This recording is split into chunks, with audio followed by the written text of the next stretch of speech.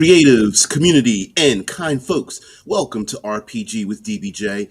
And today we finish our series of world building with weather.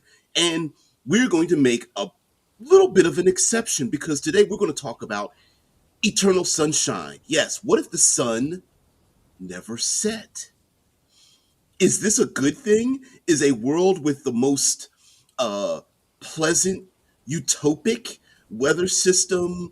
Um, Astrological, uh, nice warm breeze a good thing eternally? Or is this just a stopping point till things begin to get worse over time? We're going to take the most idyllic um, weather, environmental condition, and turn it on its head and world build with it because we've got to be interesting. So, guys, thank you very much for being here. Let's hit the bumper.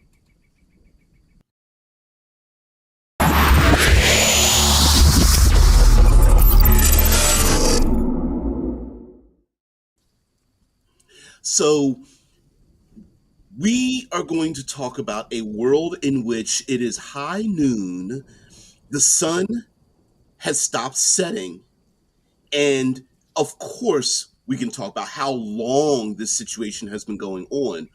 I mean, we know of post-apocalyptic settings in which deserts and desolation have swept across the region. But is this a precursor to such a thing, or is this truly a paradise?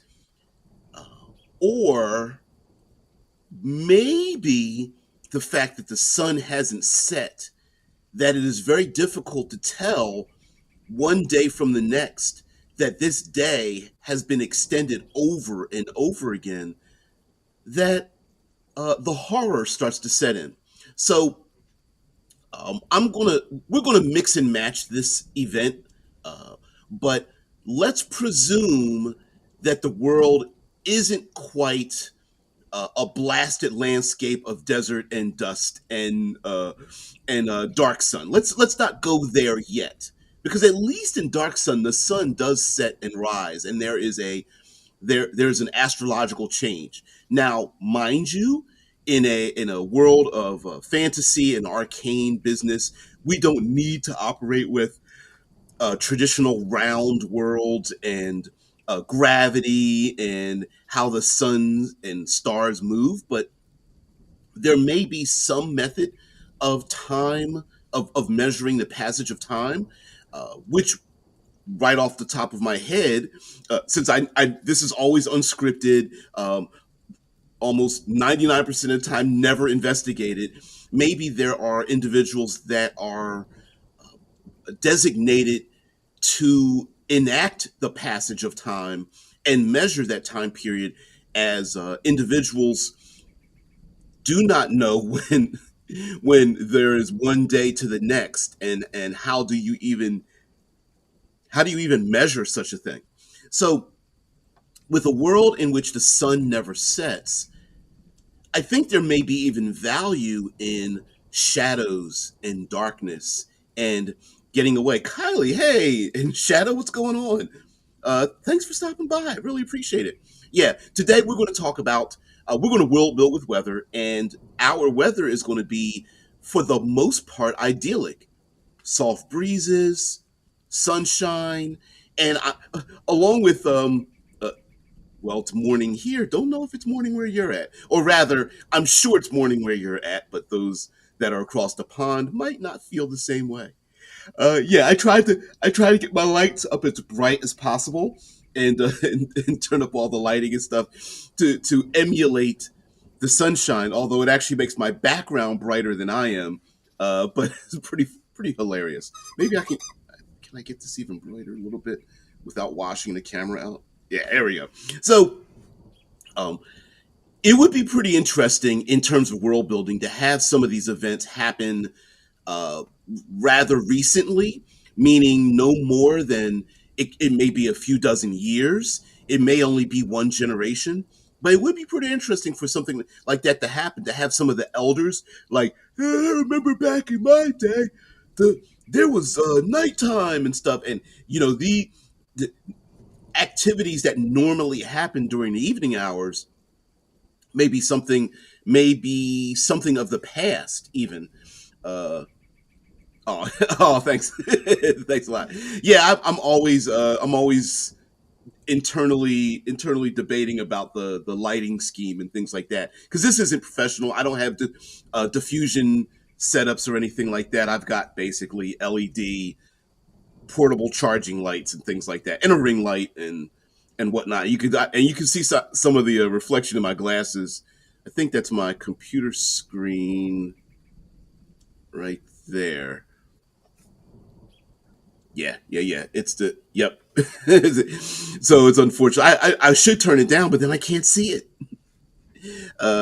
But anyway, uh, I wonder if the I can imagine there are cultural norms we have of activities that take place during the day and some that take place during the evening, and the traditionally activities that take place during the evening in darker regions and things like that. Um, sorry, uh, we may have to change them in terms of yeah. Yeah, I know, Drew, because the we often associate cosmological events with physics, right? With the way we understand the world and the spinning of the world.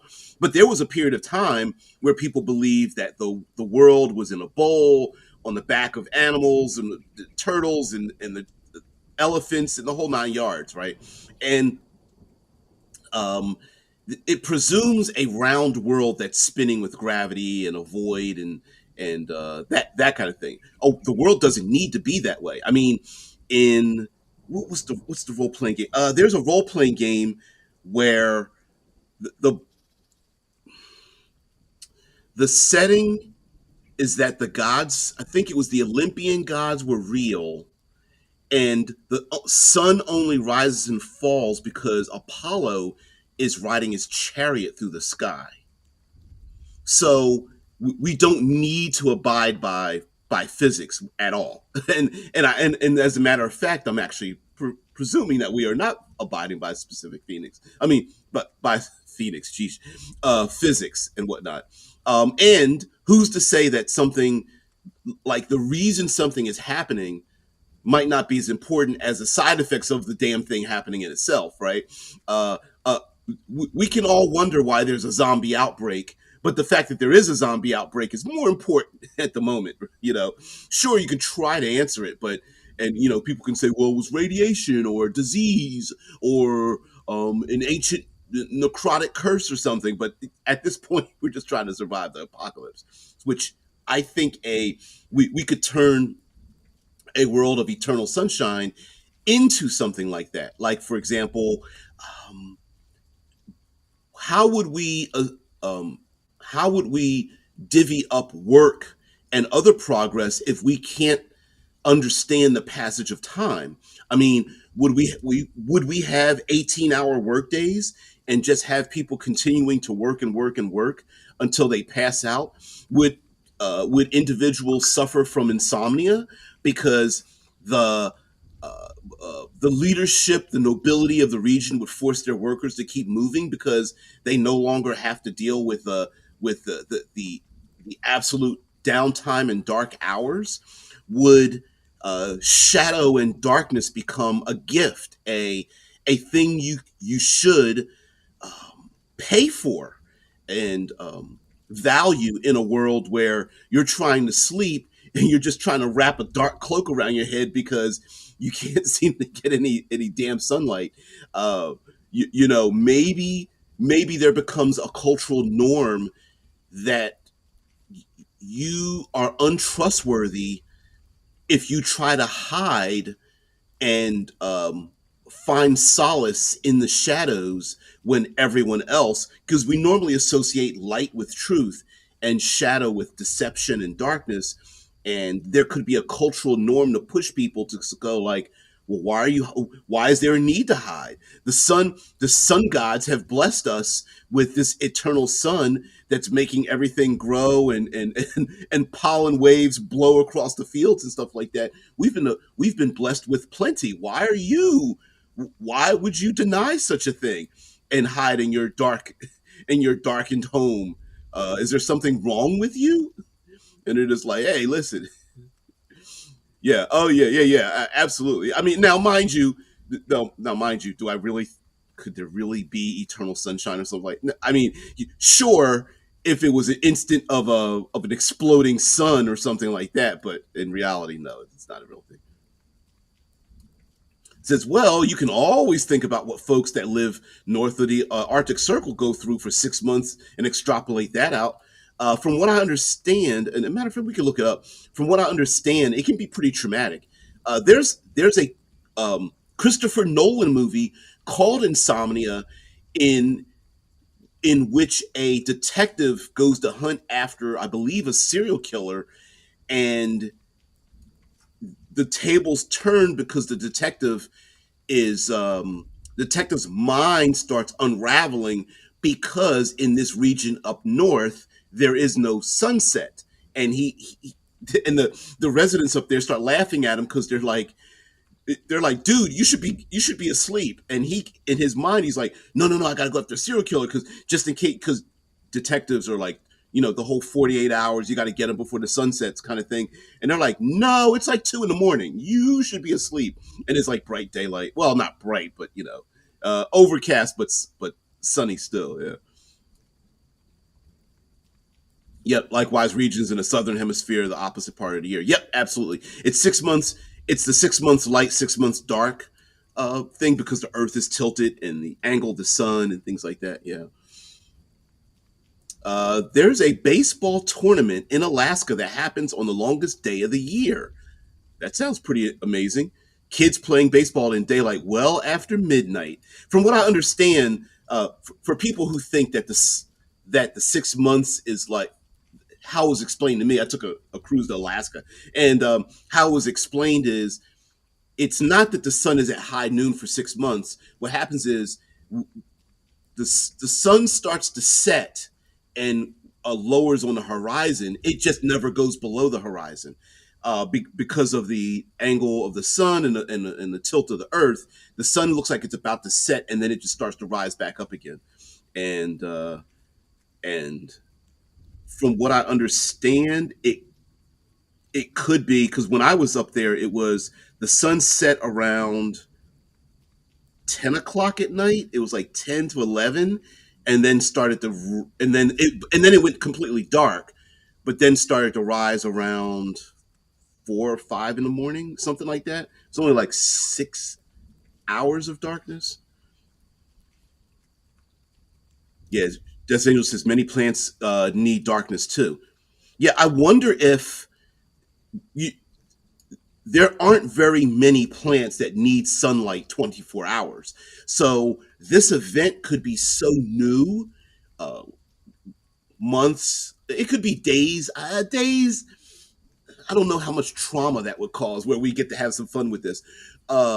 Months, years, yeah, because uh, I could see this turning into a dark sun, but it would be pretty interesting to have a transition. Like, how fun would it be to have all your classic hiding in the shadows and darkness enemies and monsters become the victims, and the place to turn to for to alleviate the pressure of the sun shining so much. Uh, you absolutely could identify with the light and sun, with roving bands of Puritans and proctors, and hunters hunting down the evil things in the night, because we've been gifted with eternal sunshine. And now all those dark and shadowy creatures, things that are sensitive to sunlight, uh, are the victims of a genocidal apocalypse. And in many ways, maybe they start begging for their own survival, and the players may become inadvertent allies of the shadowy races who really just want to survive. It's just like, no, we don't we don't we don't want to be murdered, killed along with everybody else. We just want to survive in this world. And the I mean, with, like like you mentioned, security, later the midnight sun. I wonder if the circadian rhythms of people would be so disrupted that it becomes a syndrome that starts to spread throughout the lands. I mean, we today have cultural factions that develop by pushing people past what they normally should be able to do. The work-life balance thing, right? Like, if I'll rest when I'm dead, I'll sleep when I'm dead, kind of thing, and or like I mentioned before, nobles or merchants or the nobility forcing the population to maximize their output, whether it's through lumber or harvesting or building or whatever, working well past 8, 10, 12, 18-hour, 24-hour days. And it's like, no, we need to sleep. And the nobility is like, we don't, hey, this gift might go away one day. We need you to keep working because we need to defend ourselves against our enemies, or we need to build a monument to the deities of our pantheon, or whatever the case may be. They can come up with all kinds of poor ass excuses to push people to the limit, and then make it a cultural norm where, oh, you can't work harder. There's something wrong with you, not wrong with us, right?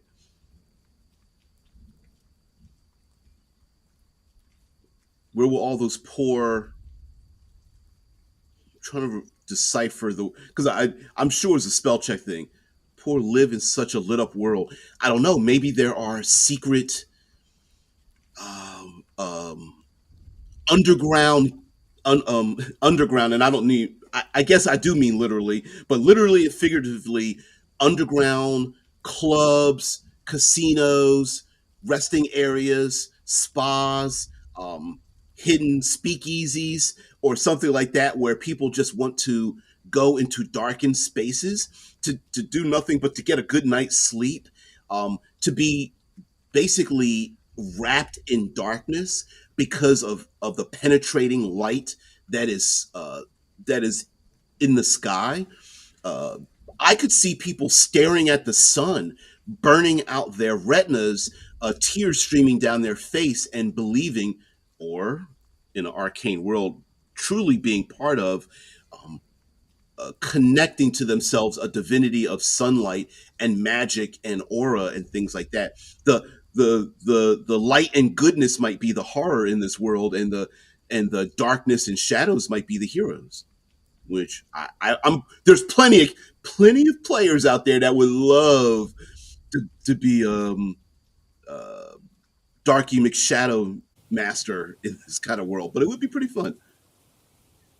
Shadows says, I believe you have to be north of the Arctic Circle to get non-stop daylight. And it's not the entire summer, but yeah, very short periods of darkness during that time. Yeah. Eventually having no darkness for days. I'm gonna look it up. This does bring up the notion of the time and daylight when you're in space. Yeah, how do you know how do you know when it's night or day when you're on a starship? I've always wondered that too. And what about vampires?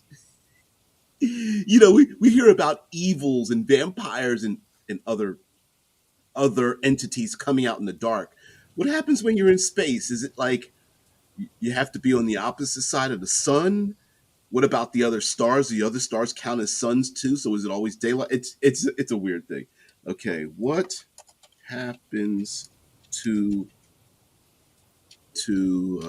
people during the 6 months of daylight in the Arctic? People. All right, so let's share this out because like I said, I didn't look this up, but we may get some answers. Hopefully, some answers that are appropriate. This is an A light. This is an AI overview. So, we're going to have to take this with a real grain of salt.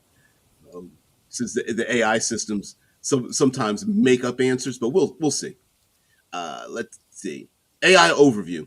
When people live within the Arctic Circle during the 6 months of daylight, they experience the midnight sun, meaning the sun never sets below the horizon, leading to continuous daylight, which can affect their daily routines by allowing for extended outdoor activities at all hours, often resulting in altered sleep patterns and a more relaxed approach to timekeeping due to the constant light. Goes on to say, key points about the midnight sun experience. Extended daylight hours, the sun remains visible 24 hours a day, creating a continuous period of daylight, yes. People often take advantage of the long days for outdoor activities like hiking, fishing, and socializing late into the night. All right. Sleep patterns disruption. The constant light can disrupt normal sleep cycles, with some people experiencing shorter sleep durations or irregular sleep schedules. Absolutely. uh, Adaptations. Locals often adjust their routines to accommodate the extended daylight, including taking naps during the day or using blackout curtains to manage light exposure. I wonder if the the work till you drop mantra, would that be a forced one? Like I was mentioning, like those in power forcing their citizens to like to keep producing. Would it be a cultural norm in which, hey, if you're not up and doing something, you're falling behind, and so everyone keeps trying to push themselves further because everybody else is pushing themselves further. It's the run walk when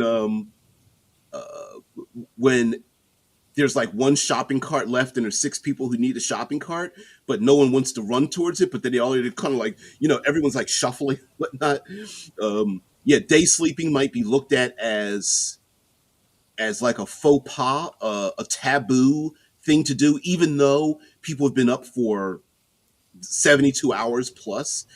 I wonder if there would also be a transformative nature to people. Like the longer they stay up, the more, I don't know, sunlit zombified they get. And that could be a thing where people start losing their minds because we experience sleep to like reset our brains. But if people refuse to sleep, you know what? Let's look this up. Um, what is the longest time someone has gone without sleep?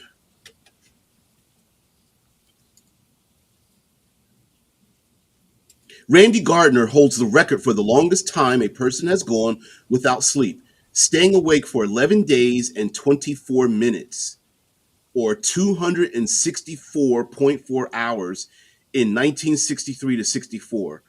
The 17-year-old's record breaking attempt was part of a science project where researchers studied the effects of sleep deprivation on his brain activity.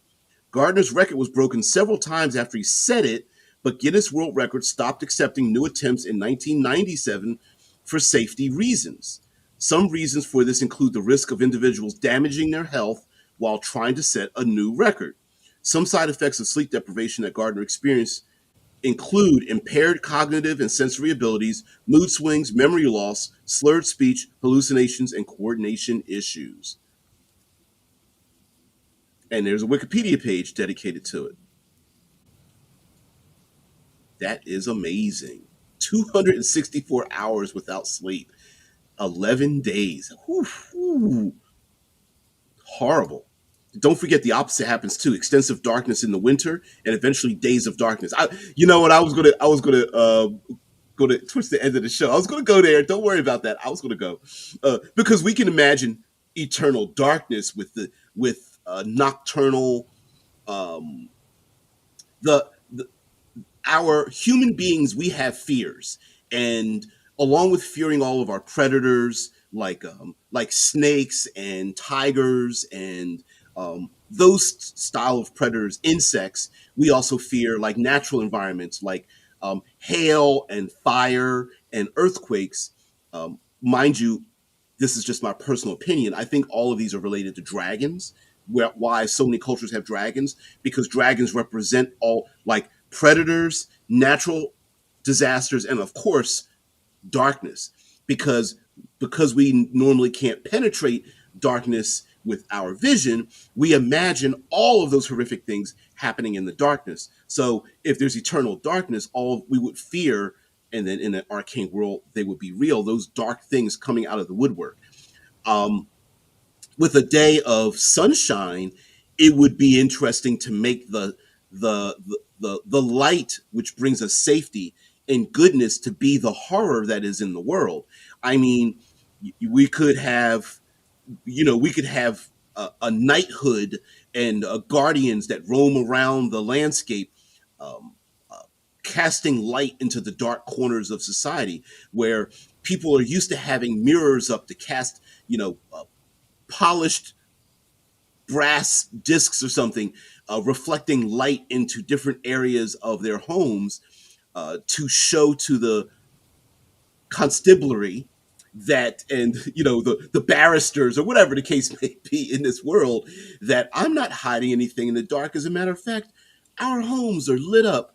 I Maybe there is a propensity to have less fear in this world, with light drives away the shadows in which our brains create the horrors that are there. So maybe people are like more apt to venture forth and not feel like there's trouble and horrors. Oh, if we attach light and goodness and together, it could be that um, truth seeking and healing and the arcane generation of light becomes just a normal thing in this world.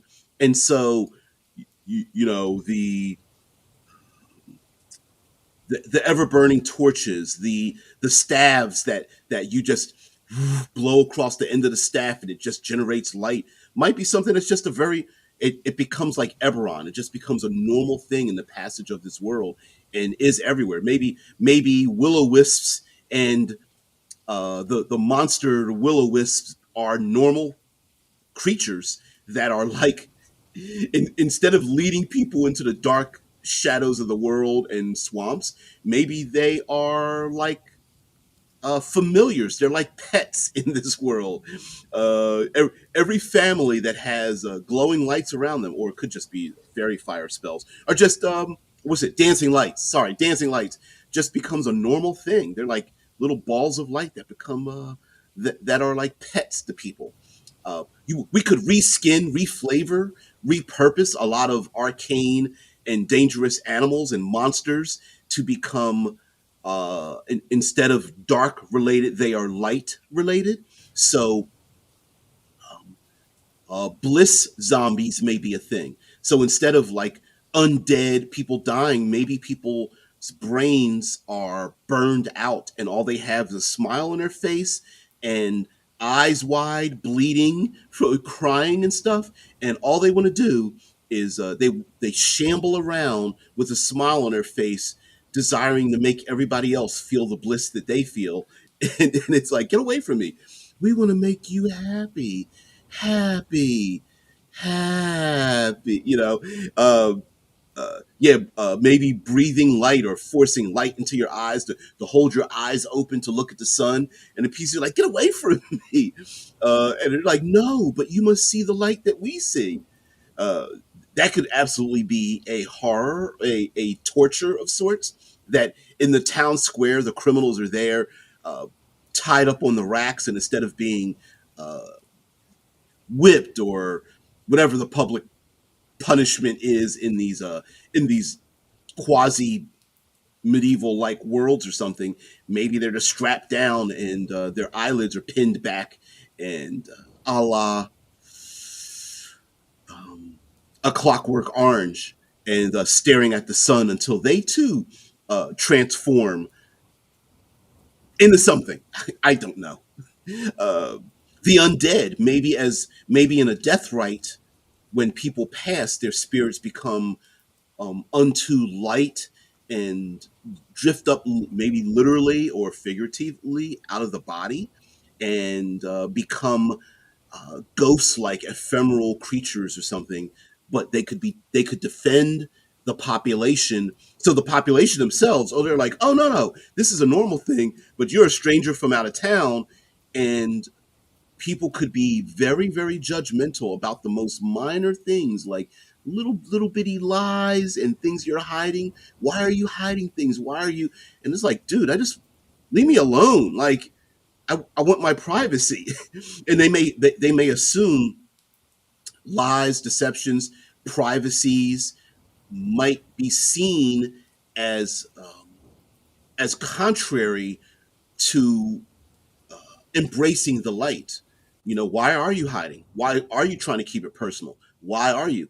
There's a Netflix movie related to sci-fi Netflix movie, Clive Owen and someone else, Amanda Seyfried.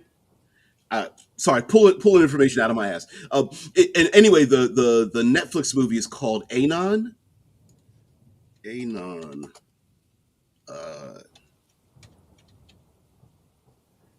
2018 movie.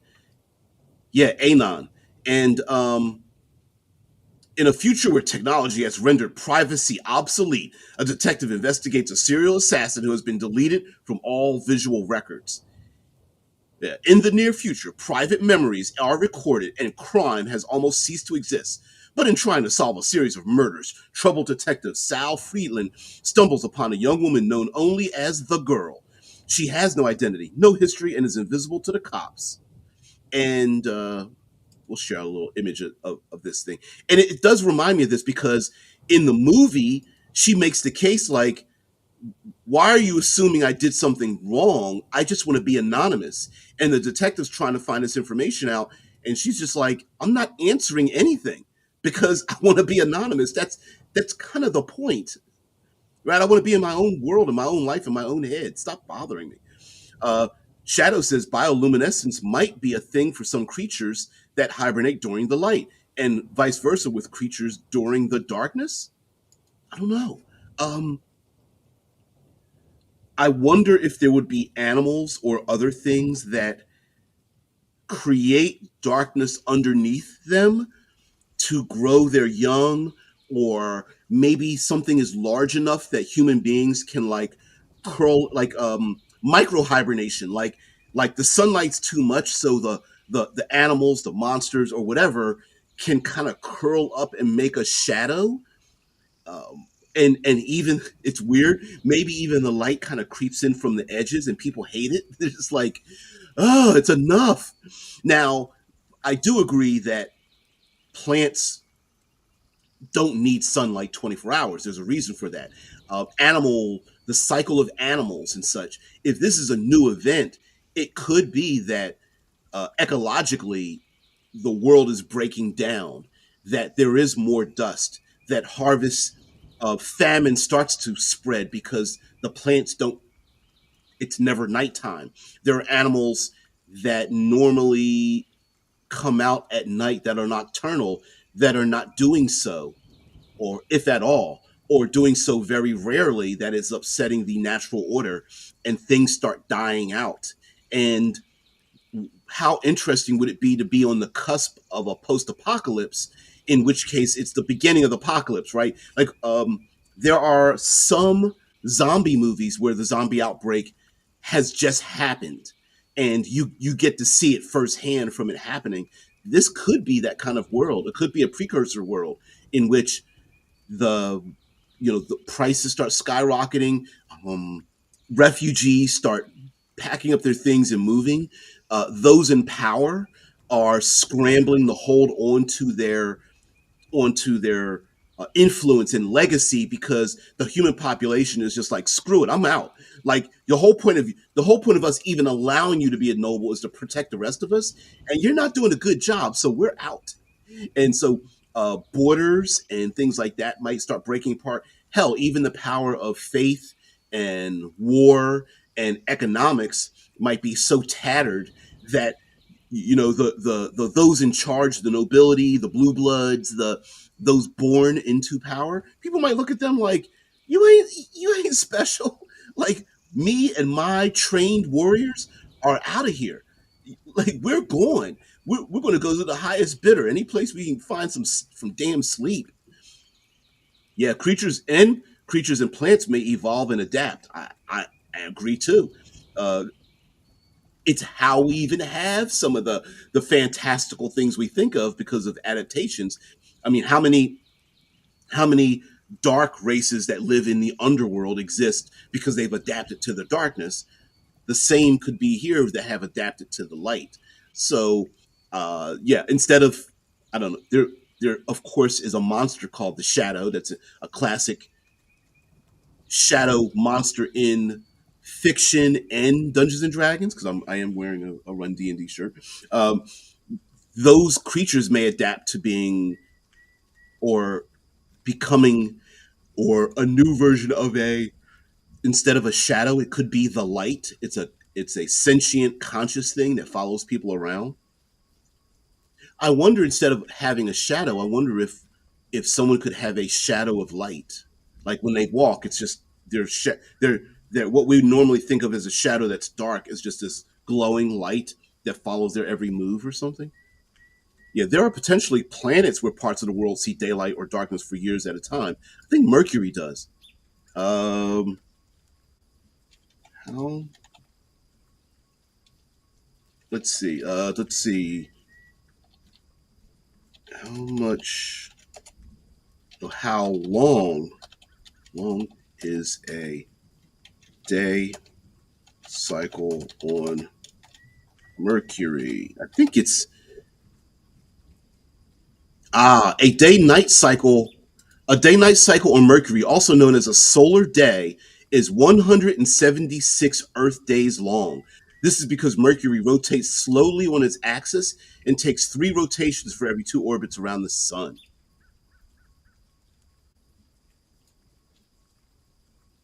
Yeah, one Mercury solar day, one full day night cycle equals 176 Earth days.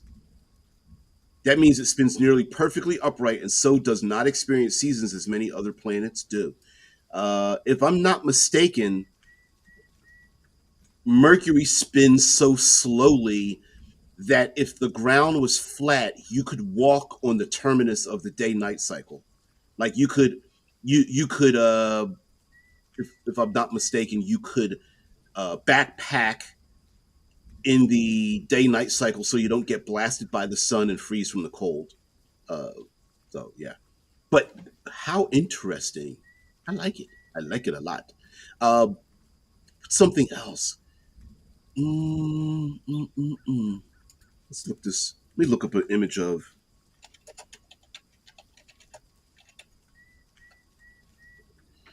images. Of course, there's movies and books named The Midnight Sun, but trying to set up. There it is. There's an image of it. Of the midnight sun where the sun doesn't quite set. It's a time lapse photograph. I'm assuming that the sun looks like it's about to set on the distant horizon, and then it starts to come back up again. So it doesn't quite set, and I think it just does that over and over and over again. So yeah, yeah. Pretty interesting. Now, mind you, this is the sun on the horizon. I was thinking more like high noon, but yeah, maybe there is a huge contingent of people traveling in this world trying to find the horizon where the sun actually does set, and instead of the as I've described more often than a little bit on this channel is like, oh, adventurers come over the horizon, they see a city state, they go there. Maybe that's not the case. Maybe most of these stable locations have transient populations because the world is being um, not of the world being overrun. There are more people traveling than a little bit trying to find or go towards the horizon, so instead of the sun moving away from them, they're moving away from the sun, and it's just not happening. And people's livelihoods are being flipped upside down because of such a thing. Like maybe these religious proctors are tearing down the the black market hidden dark areas where people are just trying to absorb and come into the darkness, but they're walking around with giant poles with mirrored brass discs on them, and they're taking them and setting them up to blast light into the dark regions and dark alleys and dark buildings and things like that, dragging people out into the street, wondering why it is that they would embrace such darkness when the world has been um, devastated with darkness for so much, and that we no longer fists in the air, holy mantras spoken aloud, that no longer will humanity stand in fear of those that think that are in the dark, because the one true beings on high have given us light and we should embrace it and thing such. Yeah, I can imagine someone trying to be in power as well, trying to establish power, especially if there really is no proof that this is a good thing. Yeah, there are potential. Permanent high noon. All right, Drew, or a midnight sun. Those work only in a flat Earth scenario for a setting to illuminate the whole world. I agree. Or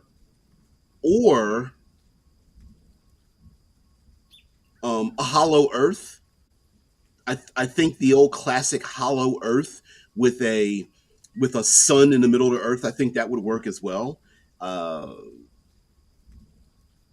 a hollowed asteroid spun for gravity with a some form of like fusion light bulb or something in the middle without any method of creating artificial day night cycles. I think that would work as well. So a lunar day is 29 days, but a lunar night is 2 weeks. Yeah, I don't know what the durations are.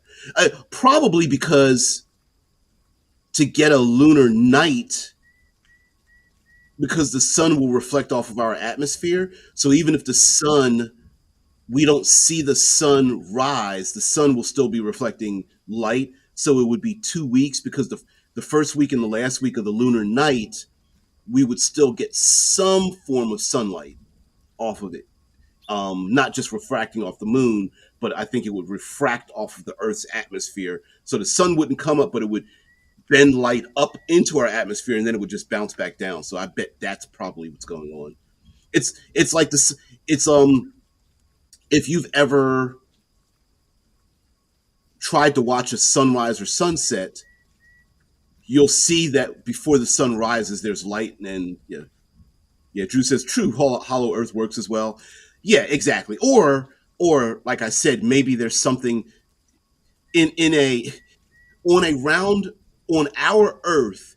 In order to have eternal light, first of all, would only be one side of the Earth, assumingly, and something would have to be up there burning so bright it would be like daylight, and then it would have to move geosyncratically, geosyn- it would have to move in such a manner that it would constantly be blasting light on the Earth. What that would be, hell, shit. If something could do that, it could probably wipe out most life on Earth pretty easily. Because if it's putting out that much sun, that much light, that many lumens, that means it's powered by something. So I don't know. Although in a high enough technological society, you could refract mirrors. So solar panels and mirrors could do that. Yeah, no, I know geosynchronous, but I was meaning like the act of being geosynchronous. If that means if that's a real thing, like I'm acting geosyncratic. I don't know. I guess that means I'm constantly in your orbit. I don't know. Saint Vice says, "Hello. I'd rather have a setting placed near a pole. We have some countries with extended periods of twilight. I believe some Scandinavian countries. Yeah. We were talking about that. Like maybe, mind you, I completely understand that common sense uh, is not common and doesn't make sense in this conversation. But, but that's not to say that in a fantasy world that operates under what we would consider relatively normal physics doesn't mean that you don't have a region in in an axial tilt that creates this and axial tilt and rotation that wouldn't create what the people there would think of as eternal sunshine over a longer period of time of other than 30 days. I mean, hell, there's a whole movie, um, 30 Days of Night, that talks about vampires thinking to themselves like, why didn't we think of this before? Let's go to the place where it's daylight for 30 days and we can walk around during in the open under the night sky without having to worry about getting our skin burned and also murder, kill a bunch of mortal beings, right? And draining their blood and acting bestial and all that kind of stuff. And the same could go for this, where maybe there's a pilgrimage to this part of your fantasy world in which, because let's be honest, even many cartographers in fantasy gaming, we tend to do what I'm going to call equatorial, uh, equatorized settings, meaning like there's a tropic region. If you go in one direction, it gets colder, in another direction, it gets warmer. But very rarely uh, do we make worlds that are part of that also incorporate axial tilt and things of this nature. So yeah, I could see it. Drew says, I have the idea for sci-fi planet that has permanently illuminated sky, but that is because it is like super intense northern lights, which cover the whole sky around the planet. Yes, that could be something else. Northern lights, stars that shine a lot of light in that region. I mentioned reflective mirrors. There could be extremely bright aurora borealis style of thing. So maybe it's not sun, maybe it's not the sun itself, but some other event that's happening that makes it so that it's never dark. And mind you, we could um, we could be pedantic about this. It's like, well, does it mean it's not dark, but it's still dusk? Sure. I think it would be more horrible to have high noon sun all the time. Shadow says that's feasible, but requires a star that is very active and continuously spewing out supercharged particles. Yep. That's not to say that maybe there are alien worlds humanity could go to that are the same. Um, Even though it's very rare and we've got the three body problem happening, it doesn't mean, when we see alien worlds that have multiple suns, it could be that the way the planet spins, its rotational speed, that it's constantly being blasted. Also, there's a there's a setting book I have called The Ravaged World of Kryphoth. And Drew says, yes, the star in question is a black hole. Yeah. Yeah, scientifically, I think we felt that we've realized that the black hole doesn't produce light, but um, the ripped apart atoms produce energy that produces light. Because we can't actually see a black hole, we've never actually seen it, but there are images. Let's put some images of a black hole. Even though it looks pretty cool though, with the accretion disk and stuff like that. Mm-mm-mm-mm. Where's a really good one with the split? That big enough? There we go. Yeah, we're gonna share this one out instead. Yeah, now that's a possibility as well. I mean, the light producing energy of something like this, if we want to make it very scientific, who's to say that? And we love our. I've been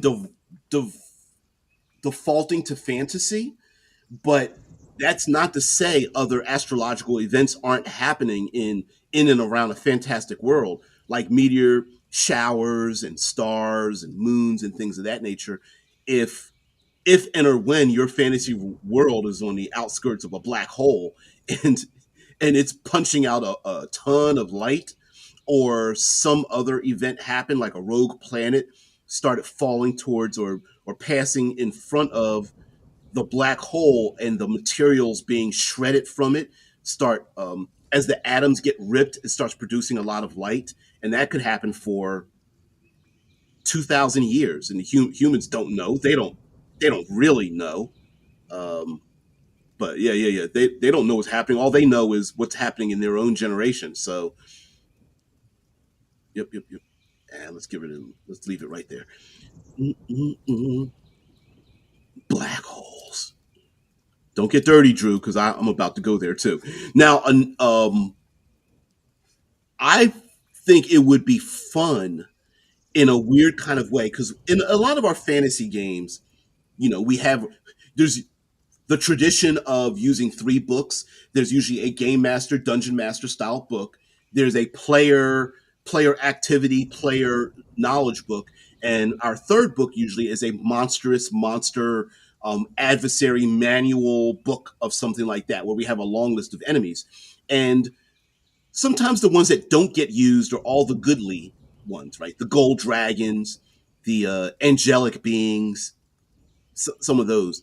I wonder if anyone would love to have some fun with that and turn the goodly angelic beings into the antagonists of this world, like like taking Planescape and assuming that uh, in this vacillating war, the blood war, if you want to use that or something, good against evil, that good has made a foothold in the prime material plane, or I guess you could do it plain say. Anyway, they've made inroads, and the goodly creatures are like, "Yay! This is the way it should have always been." And the PCs are like, "Damn, this is just as bad as if uh, if the fiendish creatures from the lower planes took over." You know, I think that would be kind of cool. Also, a good excuse to use some of those creatures that we tend not to use because, well, they're the goodly ones and they're allies usually, and fighting them usually is just a misunderstanding at the at their most aggressive, it's a misunderstanding.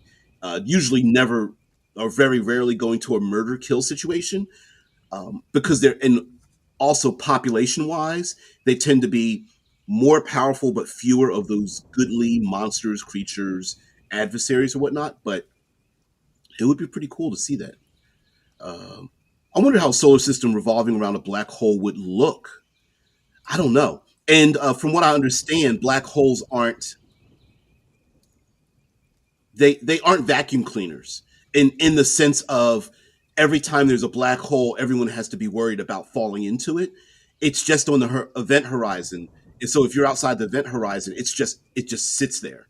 So you're not everything doesn't automatically eventually fall into a black hole. It's just that you fall near the event horizon. So yeah, I do wonder what that would look like. Like, could you literally have a solared system orbiting around a black hole? I would say it depends on armchairing with very little knowledge about these kind of things.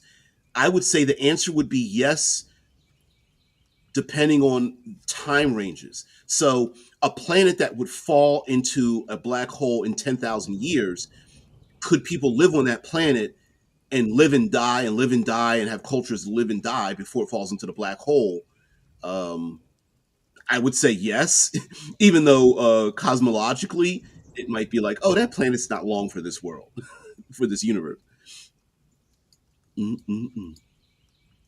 For my planet, there is no visible light from the black hole, but yes, the particles create the glowing sky effect. That's what I'm that Hey Drew, that's what I'm not saying that's for how you're describing it.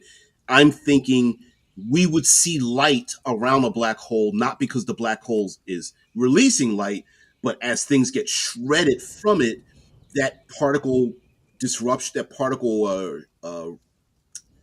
ravaging, when the molecules and compounds get ripped apart, and then they get ripped apart, and then it gets ripped apart, that it's an explosion of energy. And I think that would be some of the light. Although I don't know how. warm and reasonably like I think it would be a lot of radiation spilling out of there too. So I don't know.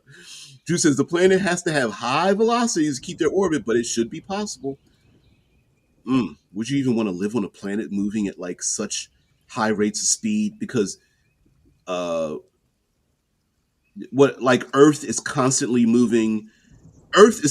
moving in a straight line, but the gravity of the sun is constantly making it fall. So we're constantly moving out of range and falling into the sun.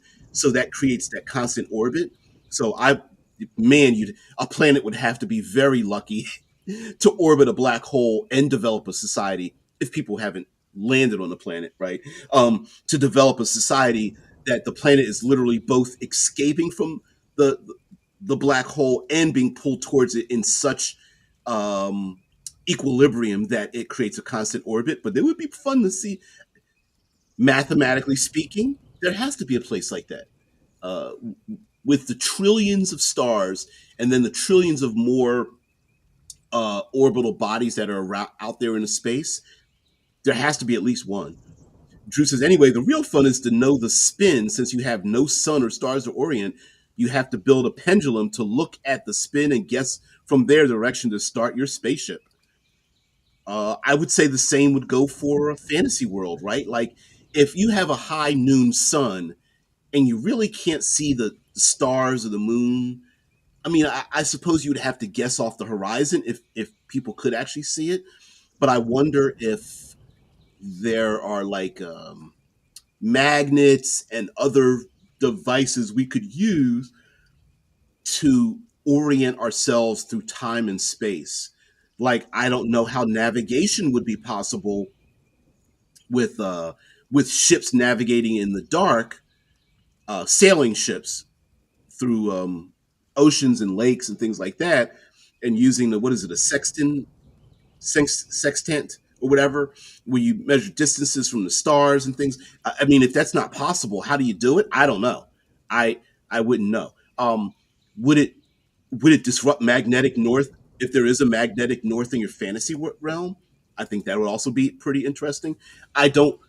I wonder if there are if ecologically things start falling, then any oasis of safety and civility and nutrients and needed survival goods would become all of those things would become like its own would develop its own gravity. People running to places, maybe people traveling. I never mentioned the underworld, the physical underworld. Those might be places that people strive to get to. Large mountainous regions might be flooded with refugees. The classic dwarves of the five mountain of five kings might have there's arguments about refugees and people crossing borders and how they're bringing in criminals. The criminal element is coming into our underworld realm, and what we have to do to stop all these undocumented elves and gnomes. But then we should be helping them because we have a lot of resources. And what about housing? Where are they all living? Because they're all living in our non um, non OSHA, all our OSHA violating steps and hallways and walkways and things without banisters and railings. Uh, yeah, I don't know that maybe a little too close to home for some of us. But then on the other hand, role playing games have always been influenced and tell stories of our way of separating ourselves from real life and like science fiction does, where it's speculative fiction, where we get to speculate about what a thing would be like. We could even do the same thing in our role playing games if that's something that you'd be interested in. So yeah, you can definitely do that. Uh, the last vestiges of a healthy harvest, the last vestiges of a, I mean, once plant life starts dying off and the swamps start drying up and things like that, the dust storms might get stronger and more powerful. And the topsoil starts to erode and has nothing to hold on to because because there's less it's less damp, and the roots of plants and grasses and things like that hold on to the topsoil. So yeah, I went there. You heard what I didn't make an answer. I just posed a question, right? I mean, and yeah, it's funny, right? I mean, those our listen, we're always influenced by our real world issues in life, and we all think we have the answer to a thing, right? That's how we become. That's how people take their politics and turn it into their religion, which is why I don't particularly like talking to people about politics, because they make it their religion. They turn their politician du jour, politician of the day, into these iconic figures of perfection, and it's just like relax, relax. These just getting the job itself promotes a lies and deceptions and narcissism and megalomania and things like. I mean, literally, that's part of the job description on your resume. Uh, you're basically telling everybody that everyone else sucks and I'm the best to do this thing, and you have to believe it and repeat it over and over and over again to the masses. So yeah, I don't like politicians, or don't trust them simply by their job descriptions. But there are parallels that we could call from, as I am influenced from um, pop culture and media. The same can be done for the rest of the world. Now, mind you, the best part of doing this. Yeah, you got to get you a curmudgeon counsel. Yeah. Now, one of the by the way, I did subscribe. If you didn't notice, and one of the fun things can be flipping it on its head. They did this in the Battlestar Galactica, the reboot of the Battlestar Galactica television series, where uh, people are making different decisions because of the circumstances that they're in. Hey, there's less than 50,000 members of humanity left as the swarm of humanity leaves the solar system after being attacked by the Cylons, and so um, the show questioned things like terrorism and birth control and all these things that happen in real life, and then they did a parallel in the show as to go like, hey, there are reasons why people would make decisions you normally wouldn't make today, and here are the reasons why. So yeah, it does give you a little show. So that would be pretty. Although I could see it setting people off, mind you. And I'm just talking about immigration. Hell, and okay, how many other um, rail lines could I pull from this that would upset people? Oh, we maybe the bright lights and whatnot start changing, like gender roles. What's another um, live wire subject that gets people in trouble? Anything economic, again, anything religious. Hey, this in a world of eternal sunshine, it could be that in a world of eternal sunshine, it could be that it could disrupt the other. I'm going to call them smaller religions, because this new one comes about that starts to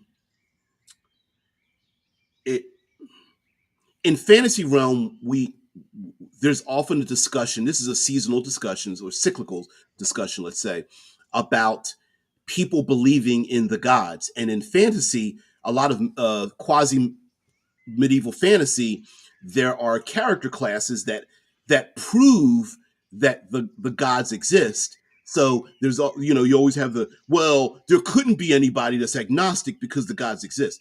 I don't. It's not agnosticism that would exist. It's people who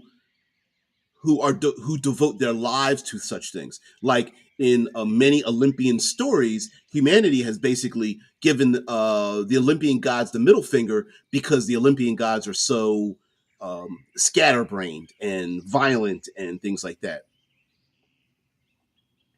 Yeah, where were the facilitators in the new PSG? Right. Exactly. They tried to touch upon that, but they were trying to tell a good story too. They were trying to be pretty dramatic. But yeah, you're absolutely right. There would be some people that are just like, I'm going to lead this new faction to do this other thing and stuff. So there would be faction leaders and sycophants that would pop up in a world of eternal sunlight, just like anything else, right? And the bend and twist the world to their own ends and their own power. So while people are trying to physically survive, you're going to get people who are going to manipulate other people's fears and desires and dreams to say, oh, it's this way because of a good thing. And everyone's like, I don't know. The world's confusing. I guess I'm going to follow that cult leader or whatnot. And just like this movie, Anon, I can imagine that there would be uh, a rebellious faction who's like, leave me alone. I don't even want to be bothered with all of you telling me what to do in my face, telling me that the shadows are bad and that uh, that it's the contrarianism of the thing, right? Everyone tells you that the shadows are bad, and you go, well, how do you know? And now, mind you, in the past, we've been attacked by dragons and demon lords and vampires and liches and beholders and blah blah blah. Right now, it's our time. Now they're driven back. Now it's humanity's time to step forward. Cassiopeia was a facilitator in the original BSG, if I recall. I'm going to say you're right because I don't remember many details about the original, and I watched all of it back then. I gotta admit, I don't know if my sensibilities could tolerate the original Battlestar Galactica just because of the effects and the writing and stuff like that. I don't know. I like to leave my pleasant memories in the past. So sometimes when I go back and like maybe take a look at an old comic book or an old TV show or something like that, I'm just like, oh, cringy. And that's wrong of me because I'm a very visual person. So yeah, that's very wrong of me. Oh man, I should get past that kind of stuff. Oh wow. But anyway, guys, thank you very much for being part of the show. I really appreciate it. Also, thank you very much for bringing your brilliance. And again, uh, I think we could be able to deep dive a little bit more into some of these subjects. So I apologize for that, but I hope this does stimulate your mind fuel to get you to go like, hey, what would a world be like if it was, or even a portion of my fantasy world where there are seasons, or even a region of it where it is permanent sunlight and the sun never sets. What would that be like? Let's see, it's permanent sunlight, where the sun never sets, and would that make the population so less fearful that they want to spread around the world and not realizing that they're going to bump up against evil things out there in the dark? Um, as rare as it may be, those things may be doubly more dangerous if you do. Yeah, another term for them would be Lady of the Night. Yeah. Yeah, lady bumping nasties in the dark, right? And sorry, and yeah, um maybe much like what was the period of time with no alcohol in the United States? Prohibition, much like prohibition, where even the people against prohibition wanted to get a drink, right? Uh, there may be like everyone openly. Thank you. Everyone openly talks about how all the light is good and just, but really internally they're like, I can't wait to get in the dark and do some, do the right. Yeah. Have a wonderful weekend. Use sunscreen. Hi, Kylie. I apologize for not shouting you out. I think I did in the beginning. Doesn't matter. Thank you very much for stopping by again. I really appreciate it. And thank you for constantly returning. I know everyone has their own things in their own life, but I appreciate you guys returning to the channel and that kind of thing. I don't know where I was going with that, but I thank you. You distracted me, got me squirrely. So, guys, have a great weekend. Thank you very much. Next week we are going into science fiction, Obsidian Star specifically, talking about post-humanism and transhumanism. So we will talk about that. Also, nah, do your own calls to action. I don't know the whole like, share, subscribe thing. I don't know. I'm horrible at leaving inviting people to the Discord and getting on other social media. I am the worst with that. So I guess asking other people to do it, whatever. This is a great channel. It's only great because you guys make it that way. Yeah, you bring your brilliance. So I really appreciate that. So anyway, have a great weekend. We'll see you guys 6 a.m. Eastern Standard Time, Monday morning, Monday through Friday. Bring your best, bring your brightest. We're going to talk about science fiction and, of course, in the within tabletop role playing. And I hope you guys will enjoy next week. So, guys, have a great one. See you later. Peace. Bye.